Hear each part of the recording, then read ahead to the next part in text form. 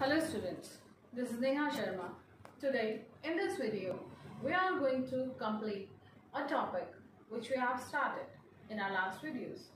The name of that topic is the poetic devices or literary devices, or it is also known as figures of speech. In our last videos we have completed 8 poetic devices which are frequently asked in your exams. Today let's start with repetition. Now, repetition itself is telling its meaning. Repetition means when something is repeated in the sentence, in the poem, in the phrase, in the passage. So, when we are talking about the poems, it is one word or a phrase which is being repeated in the poem at the different stanzas, or in the different lines, sorry, not in stanzas. So see here the examples. If you think you can do it, you can do it. Here you can see this word you can and you can. So the word, if we are taking you, that is a word which is being repeated. Just take care, don't get confused between alliteration and repetition, because 2-3 poetic devices we will get like this which are being repeated. We will do one more after that. So alliteration is what I want to revise. Alliteration is the repeated sound of the letters, but here repetition is the repeated word, right? So here you can take you and you. This is one. If you will not take this you, so you can go with the phrase you can and you can. So this is what? Repetition of the phrase. Clear? So, in the next example, the boy was a good footballer. Take care here, footballer. Because his father was a footballer. And the third one, and his grandfather was a footballer. What do you see here? That we can define repetition as like repetition is a word which the poet repeats in a poem to catch the attention of the reader and to set the rhythm. Okay, so that is also known as repetition. Once again, the boy was a footballer, his father was a footballer, and his grandfather was also a footballer. So that is to catch the attention of the reader. In the third sentence, the word said, I don't sing because I am happy. I am happy because I sing. So here you can see happy or happy. This word happy is being repeated. Or you can see here this word sing is also being repeated. So this is repetition. Let's come to this line which I have taken from a poem. To the swinging and the ringing of the bells. Bells, bells, bells. To the rhyming and the chiming of the bells. So here which word is being repeated? Bells, bells, bells and bells. So this is all about repetition, where a word or a group of words repeats. So that is repetition. The next poetic device, that is refrain. As I told you, many poetic devices we have done where something is repeated. So last we have done repetition. The word or two words or a group of words is being repeated. Here this refrain, if a line or two lines are repeating at different intervals of time in a stanza, so that is called refrain. Generally it happens toward the end of the stanza. You must have read the poem The Duck and the Kangaroo. In that poem, this line said the duck and the kangaroo is repeated after in every stanza towards the end. So that line, to just give to set the rhythm here also and to create the attention, this line is being repeated. So said the duck and the kangaroo. Said the duck and the kangaroo. This is like that way. Next thing. Next poem, next example I have taken from the poem of Robert Frost, Stopping by Woods on a Snowy Evening. Let's see the lines. The woods are lovely, dark and deep, but I have promises to keep, and miles to go before I sleep, and miles to go before I sleep. Here, see these two lines, and miles to go before I sleep, and miles to go before I sleep. So these two lines are being repeated here. This is refrain. This is one example of refrain. This line and this line is being repeated. Next, I have taken the speech of Martin Luther King. It's not necessary it is in poem only. It may be anywhere. So this is the speech of Martin Luther King. See what it says. I have a dream that one day this nation will rise up and live out the true meaning of its creed. We hold these truths to be self-evident, that all men are created equal. I have a dream that one day red hills of Georgia, the sons of former slaves, and so on. So here, when he just gave his speech, he repeated this line, I have a dream, at a different interval of time in his speech. So this is also a very good example of refrain.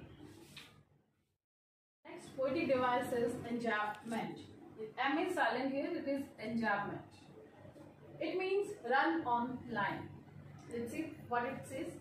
Enjambment is when a sentence in a poetry doesn't finish at the line break but moves over to the next line. Means जब poet ने एक line लिखी है लेकिन उस line का meaning उस particular line में हमें नहीं मिल रहा है और नेक्स्ट लाइन में हमें उसके मीनिंग के लिए जाना पड़ रहा है. So that is called enjambment. That's why it is written run on the line. See the example. They tell them a curious story.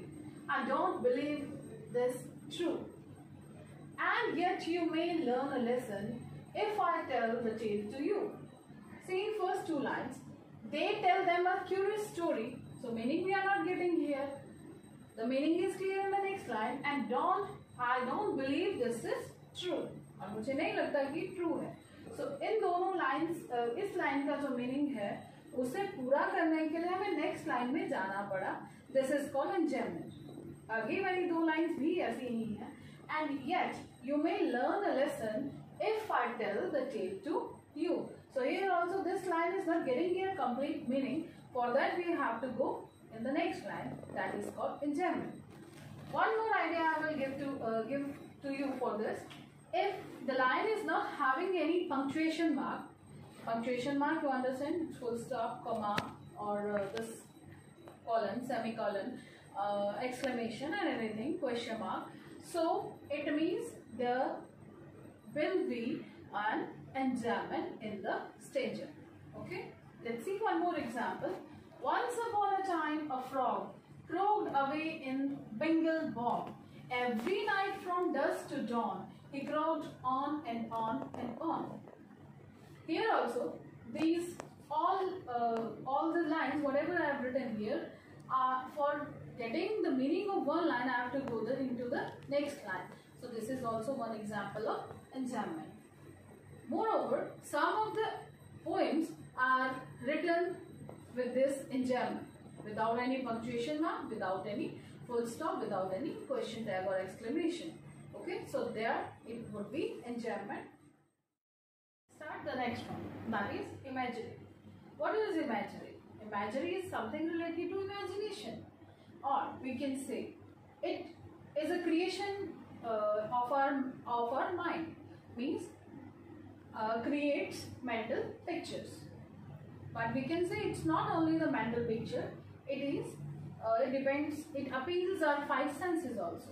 There is sight, smell, touch, sound, and taste. Now see, when the imagination is being done for sight, when the imagery is there, so that type of imagery is called visual imagery. Second one is smell. So that imagery where we feel that situation, when we feel that smell, that is auditory imagery. Touch, that is called olfactory imagery. For sound, when we feel some sound, that is gustatory imagery. And for taste, that is called tactile imagery. You have to remind only one imagery only. There is no need to write down. for this visual or auditory or olfactory or gustatory or tactile imagery. Only we will write down the imagery. See the examples. I wandered lonely as a cloud that floats on high over vales and hills. This is the opening line of the poem Daffodils, written by William Wordsworth.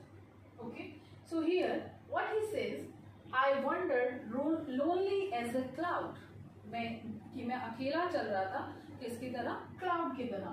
तो when we read this line, so we imagine that as cloud walked, he was also walking alone.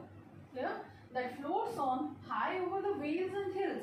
अब यहाँ पे भी उसने एक situation हमें दे दी है जहाँ से हम एक मेंटल मेकअप करें कि जो क्लाउड है वो कहाँ चलता है, हिल्स के ऊपर और वेल्स के ऊपर. तो वहाँ जब हम ये लाइन पढ़ते हैं, सिचुएशन जो है हमारे दिमाग में एकदम से आ जाती है कि क्या सिचुएशन होगी, किस तरह से वो चल रहा होगा. Next line, sweetness such, it is another example actually. Sweetness such as candies, cookies and desserts. This is one more line. Here it is sweetness. Sweetness, it's a taste. So which type of imagery we can say is here? That is tactile imagery. But we have to write only imagery, right? So sweetness such as candies, cookies and desserts. Clear? Next example I have taken. It was dark and dim forest. So it was dark and dim forest. It is again the visual, the sight. Great. We have created a sight, a visual. So this is visual imagery here. It was a dark and dim forest. हमने सोच लिया कि जो जंगल था वो dim था, dark था. Next is the trees watch the clouds go by. This is very interesting कि जब लंबे लंबे पेड़ होते हैं तो वो जब भी clouds आते हैं तो उनको जाते हुए देखते हैं. ये सिचुएशन जो है हमारे दिमाग में आ गई, हमने एक मेंटल इमेज बना ली कि इस तरह की सिचुएशन हो सकती है. So this is also imagine. Last poetic device which we have to do today is transferred epithet, which is also known as hyperlogy. Okay, so epithet actually means what? Epithet means an adjective. Adjective is what? Which tells the quality of a noun or a pronoun. So let's see what it says. When an appropriate adjective to one noun is attached to another by association is called transferred epithet. As I told you, epithet is the quality and adjective or adjective. Clear? Now, if I say कि अगर मैंने एक noun का जो quality है वो appropriate उसी के साथ है, लेकिन मैंने उस वर्ड, उस नाउन के साथ उसकी क्वालिटी को नहीं लगाया और वहीं मैंने उस क्वालिटी को किसी और नाउन के साथ लगा दिया, उस किसी और नाउन के साथ ट्रांसफर कर दिया है, so that is called transferred epithet. Its name is also showing its meaning, transferred epithet. Transferred means when we transfer something, and epithet means adjective. Clear? So when one adjective or one epithet is transferred to the another noun where it is not appropriate, but after then also we attached with that. That is called transferred epithet. Let's see examples. A sick room. See, room is noun, but how a room can be sick? No, it cannot be sick. But what is the persons are sick? Person are not written here. A sick room is a sick person where a sick person lives. Okay, so that quality of the person I have given to this room, that's why it becomes a sick room. I have transferred the quality. Second example is a person with blind stick. A person with blind stick. Can you imagine? A stick can be blind? No.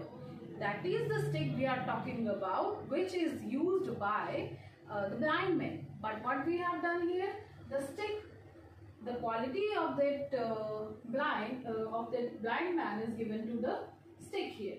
Clear? So that is blind stick. What is the quality here? What is the epithet here? Blind. The last one is I had sleepless night.